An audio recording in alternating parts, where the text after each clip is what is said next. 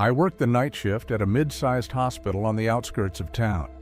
People always said hospitals were already unsettling enough during the day, but at night they felt different, emptier, colder, almost as if the walls themselves were holding secrets. I had been a nurse for years, but nothing could have prepared me for what I experienced one particular night. It was a little after 2 a.m., the hour when most of the patients were asleep, and the hallways grew quiet except for the faint beeping of monitors and the occasional shuffle of nurses making rounds. I was stationed on the 5th floor, near the wing that used to house long-term patients but had recently been downsized. Half of the floor was practically abandoned now, the rooms dark and unused, yet we were still responsible for checking them. I never liked walking that stretch of the hallway.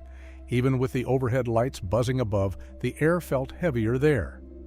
That night, I remember pushing my cart past the closed doors when I heard something that stopped me in my tracks. It was faint at first, like soft humming. At first, I thought it might be coming from a patient's room, but when I leaned closer, I realized it was coming from the abandoned side of the wing. My skin prickled instantly. I knew that no one was supposed to be there. Security had already cleared the area earlier that night, yet the humming persisted, low and rhythmic, almost like a lullaby. Against my better judgment, I began walking slowly toward the sound. Each step echoed against the linoleum floor, and the humming grew clearer. It was unmistakably a woman's voice, fragile and haunting. I reached room 523, one of the unused rooms at the very end of the hall. The door was shut, but the humming was loudest there.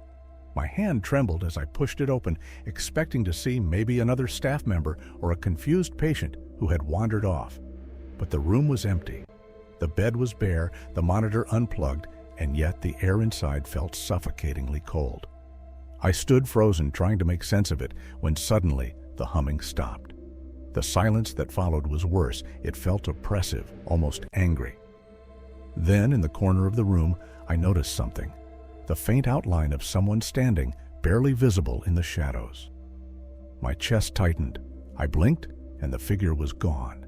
I spun around, heart racing, ready to bolt out of the room, when a whisper brushed past my ear.